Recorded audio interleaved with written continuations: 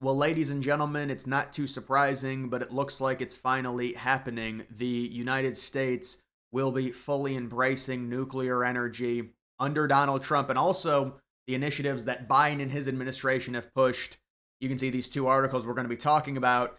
Can the U.S. triple its nuclear energy capacity? The Biden administration put out a roadmap to triple U.S. nuclear energy capacity. And when we're talking about nuclear energy, you'll normally get Republicans more for it than Democrats. Nuclear energy is really mainly about like risk tolerance because there is the possibility that something can go wrong and it scares people. We saw what happened with Chernobyl. I mean, if there's any chance, even if it's just 0.0001, any chance of land being uninhabitable for like 80 years, that's going to be a problem. And also, you look at nuclear power plants, they are very, very ugly. But the general vibe is that both Democrats and Republicans, unlike the renewable sources like solar panels, wind, and unlike the fossil fuels, because obviously Republicans are not a big fan of the renewable sources, the Democrats are not a big fan of the fossil fuels. This is kind of a bridge in the middle. Nuclear energy, that's what it is.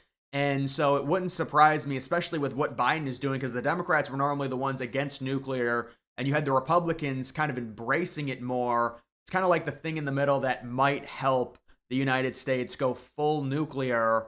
The U.S. has a new roadmap for massively ramping up how much electricity it gets from nuclear reactors. The Biden administration released the document on Tuesday, but with President-elect Donald Trump heading back to the White House, there's no telling whether the plan will ever become a reality. And honestly, it wouldn't surprise me if it did because of the Republican embrace of nuclear energy compared to Democrats. This is almost becoming bipartisan. It's hard with renewable and non-renewable, but with nuclear, it seems like both parties are embracing it. Again, normally we see Republicans embrace it more than Democrats. Trump might even expand on this plan by Biden or maybe change it, alter it a little bit. But the general thought is that Republicans will embrace nuclear energy and Donald Trump will expand nuclear energy. Now, nuclear energy is better than both the renewable energy, wind turbines, solar panels, and also the fossil fuels because it's the most energy dense. And second place would be fossil fuels, third place is the renewable. So in terms of productivity and effectiveness and efficiency, nuclear energy is the best. It's just that last hurdle of like, do we really want to put all these plants up around the United States? It's like, booby traps.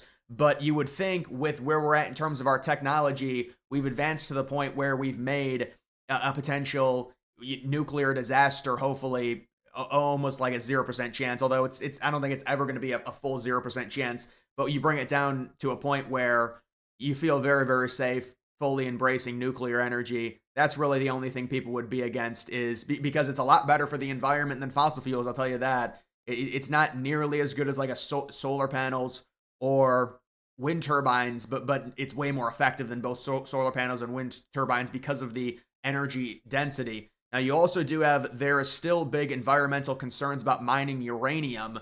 Uranium, I think there's enough uranium to last about 80 to 100 years, but once they create nuclear fusion, you're not going to need uranium anymore.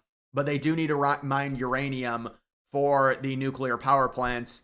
You can see nuclear energy right now makes up around 20% of the U.S. electricity mix.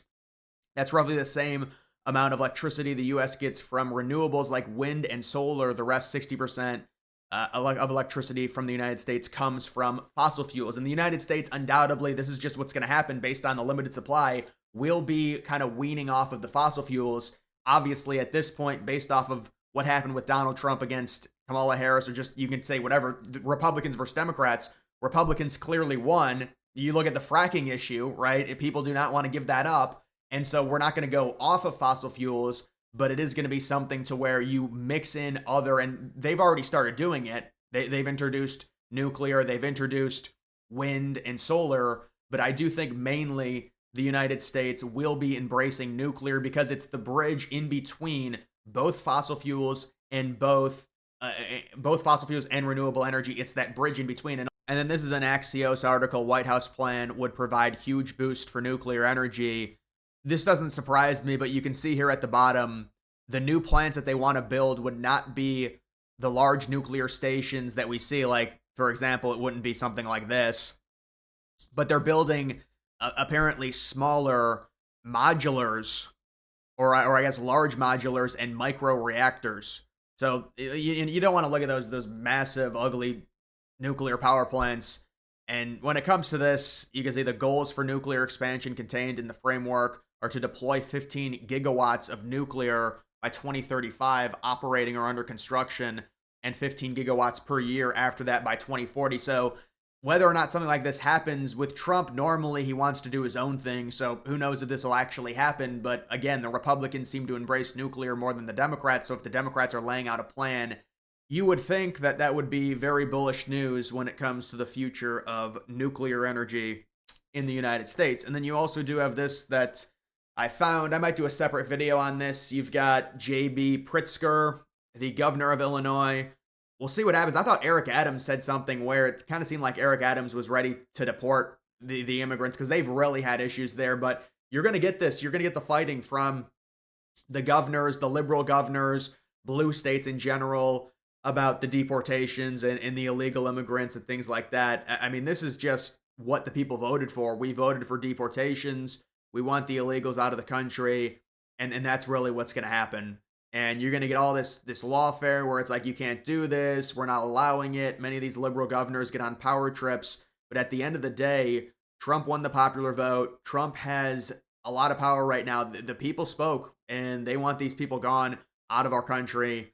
And if these liberal governors want to fight it, they're going to be extremely unpopular, and they're going to end up losing because these people did commit crimes, and they can be deported if the United States sees fit. I mean, it comes down to state law versus federal law, but the United States does have authority to deport illegal immigrants that are not here legally, even if they're in a state where the governor says, no, it's not allowed. So listen, the deportations are going to be, they're going to be kind of swung as brutal, but the media is going to say this is horrible, but this is what we wanted. We want the illegal immigrants out of our country. We don't think all immigrants are bad.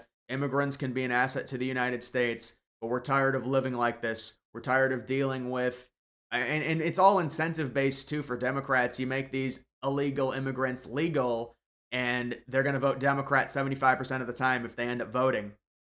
And that's a big issue. And they won't even tell us a real number. Remember, the Biden administration has lied about a number of things. We can't even get a real number on how many illegals are in the country. First, it was the number that I think liberals go with is 5 million. The main number that's kind of gone mainstream is at least 11 million. And then you've got many Republicans saying it's like 19 to 20 million illegals. Who knows how many it is? Eric Adams said it's at least 220K in New York City alone. And that's probably a low estimate, honestly. But it's just New York City. Even Eric Adams realizes that you just can't live like this. It's absurd. And now on top of this, you're going to get these liberal governors on power trips saying, no, you're violating their rights. Yeah, their rights, they're illegal. They're not here legally. They don't have rights to be here in the first place. So this is all lawfare. We'll see what ends up happening when it comes to this, but just expect this to happen with many of these, whether it's governors or senators getting really angry about it, especially in the dark blue states. Illinois, funny enough, isn't really dark blue anymore. It was an 8-point win. So it got honestly a lot closer, kind of like New Jersey, not to the same degree, but it'll be interesting to see the dynamic between these deportations and how it's swung, and the liberals complaining about, oh my God, it's costing too much. That's their next move, is to say, oh, the price is so outrageous. You're running up the debt, deporting all the illegals. It's terrible. But yeah, that's pretty much it when it comes to this video. It wouldn't surprise me at all if Trump does something similar. It's just kind of weird that Biden put out this plan at the way end of his presidency. And again, when it comes to nuclear, there's going to have to be bipartisan agreement or cooperation, because these nuclear power plants and just nuclear energy in general, it takes a long time to develop it and get it up and running. So if you're talking like a 15 to 20 year plan, we'll see if Trump tweaks it. But if you're Trump, like if I were Trump and I'm coming into the White House, I'm in an amazing spot right now to really have a great narrative, because really Biden's not going to get credit for this. I mean, you could argue that, oh, this is Biden's proposal, but he's leaving. And at this point, I mean, Biden's been a lame duck for 4 or 5 months. So if you're Trump, you could really just ramp up nuclear energy production. And that would be something that would be real good to add to your presidential resume if you're able to develop that, because nuclear energy, undoubtedly, as long as nothing goes wrong, it is the best form of energy. It's better than both renewable and non-renewable. And you also do have, I was wondering, could you potentially build a nuclear power plant underground? Apparently it would cost too much money. But that would just make it even safer. And they're also building smaller ones as well. But guys, that is going to do it for this video. Make sure you follow me on X. Link to that's always in the description.